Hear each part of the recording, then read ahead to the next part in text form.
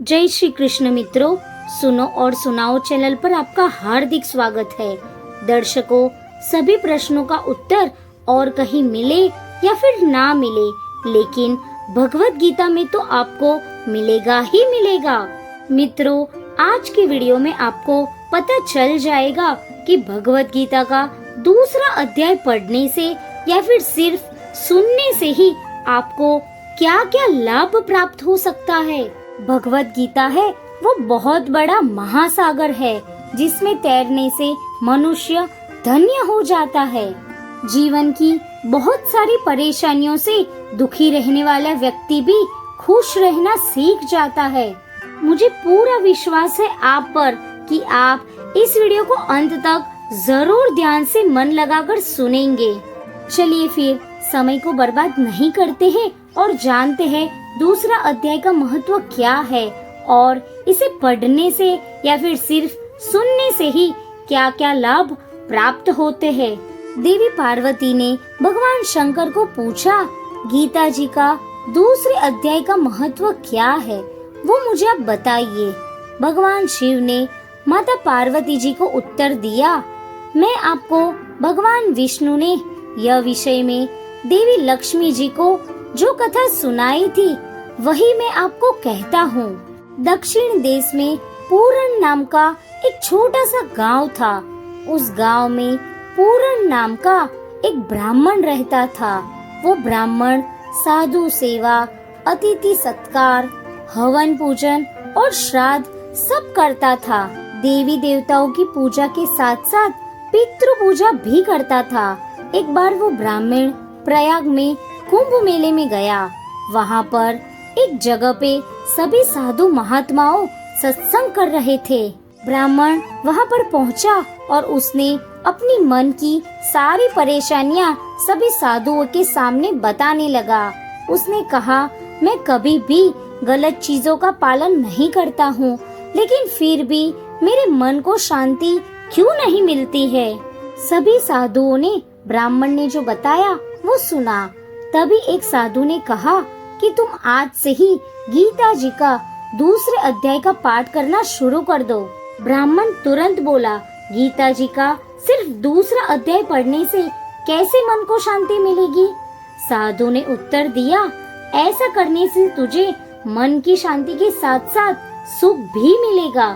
साधु बोले, मैं तुझे एक कथा सुनाता हूँ, वो सुन ले, तुझे बाकी सारे सवालों के भी उत्तर मिल जाएंगे। प्रतिष्ठान नगर में एक राजा रहते थे। उनका नाम था दुदुर्म। वहाँ पर एक विक्रम शर्मा नामक ब्राह्मण रहता था। ये ब्राह्मण बहुत ही लोभी था।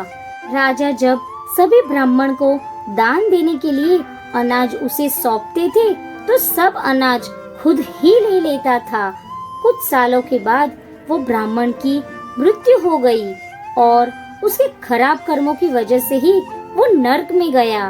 बहुत समय नरक में दुख को सहन करने के बाद उसे फिर से मनुष्य देह मिला। उसने कर्कशा नामक स्त्री के साथ विवाह किया। ये स्त्री बहुत ही दुष्ट थी। उसने सोते हुए पति का ही सर कटवा दिया, इसलिए फिर वो प्रेत बन गया और कर्कशा मृत्यु के बाद अगले जन्म में बकरी बनी। एक दिन प्रेत ने जंगल में बकरी को देखा और उसे तुरंत ही पिछले जन्म में जैसे उसको मारा था वो याद आ गया। बदला लेने के लिए बकरी के पीछे वो मारने के लिए भागा, लेकिन उसने देखा कि बकरी तो उसी जगह पे खड़ी है। प्रेत उसी जगह पर आया और मारने की जगह वो उसके सामने खड़ा रहा। वहाँ पर एक साधु महात्मा की झोपड़ी थी और वो गीता जी का दूसरे अध्याय पढ़ रहे थे। बकरी और प्रेत दोनों ही उसे सुनते हैं। सुनने के तुरंत बाद दोनों का ही जो एक दूसरे के प्रति क्रोध और बदला लेने की जो भावना थी वो मिट गई। उसके बाद दोनों ही हर रोज दूसरे अध्याय को सुनने लगे और आखिर में बकरी और प्रेत को विष्णु लोक मिला।